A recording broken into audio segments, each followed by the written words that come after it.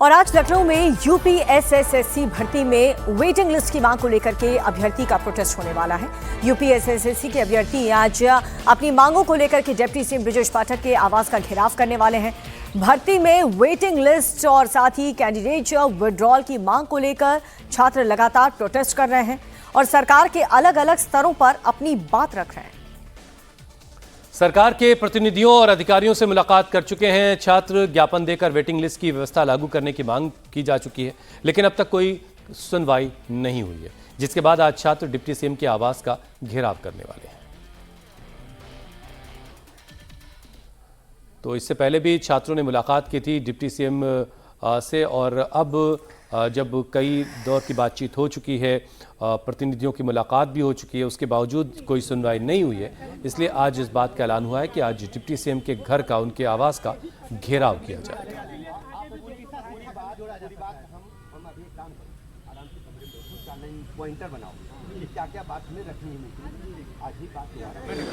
और ये सीधी तस्वीरें इस वक्त आप देख रहे हैं।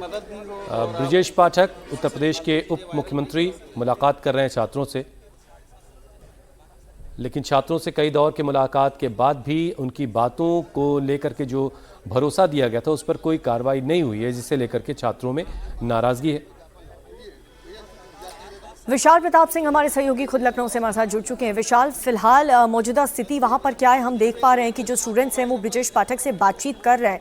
क्या लग रहा है, कितनी उम्मीद है कि आज बात बन जाएगी, इन स्टूडेंट्स का प्रोटेस्ट खत्म हो जाएगा? देखिए दीपिका, इस समय जो यूपी SSC के अभ्यर्थी हैं वो डिप्टी सीएम ब्रजेश पाठक के साथ बातचीत कर रहे हैं और स्टूडेंट्स का कहना है कि जब वो ब्रजेश पाठक डिप्टी सीएम के पास आते हैं तो उनकी बातों को सुना जाता है, लेकिन जब बात आयोग पहुंचती है तो वो फिलहाल दब जाती है, खत्म हो जाती है। और जो कैंडिडेट्स एक एग्जाम में सेलेक्ट हो जाते हैं, उनकी जो सिलेक्शन होता है अगले एग्जाम में जाने पर वेटिंग लिस्ट नहीं दी जाती है, इसकी वजह से अभ्यर्थी फिलहाल सफल नहीं हो पाते हैं। सीधी तस्वीर आपको दिखा देता हूं। डिप्टी सीएम ब्रजेश पाठक इस समय जो अभ्यर्थी हैं उनके साथ संवाद कर रहे हैं, बातचीत कर रहे हैं और ये कोशिश कर रहे हैं कि छात्रों की जो बातें हैं उनको सुना जा सके, उनकी परेशानियों को समझाया जा सके, वेटिंग लिस्ट को लेकर के उनकी जो मांग है, डिमांड है, उसको भी समझाया जा सके और उस पर जो कार्रवाई है वो कार्रवाई भी की जा सके।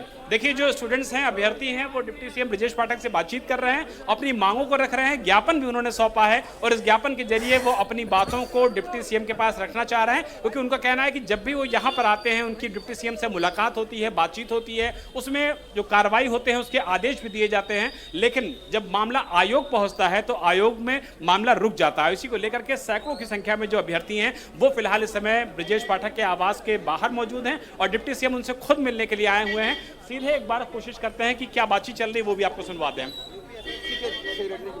लेकिन एक काम करना, जब हम बोले तो सब लोग सुनना मेरे बात। ये सब क्या कर रहे हैं? मदद भी कर रहे हैं, क्या कर रहे हैं? पीछे दिखाओ।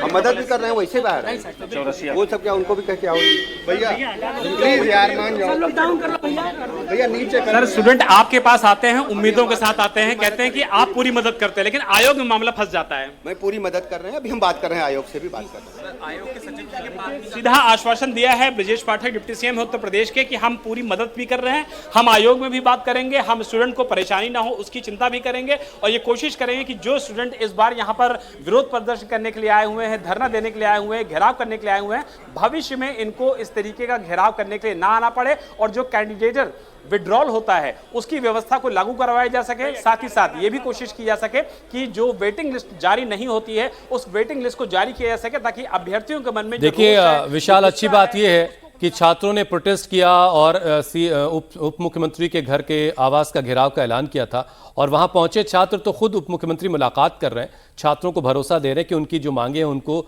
आगे तक पहुंचाएंगे और उनके मसले हल किए जाएंगे। ये अच्छी बात है। बहुत शुक्रिया विशाल हमारे साथ जुड़ने के लिए।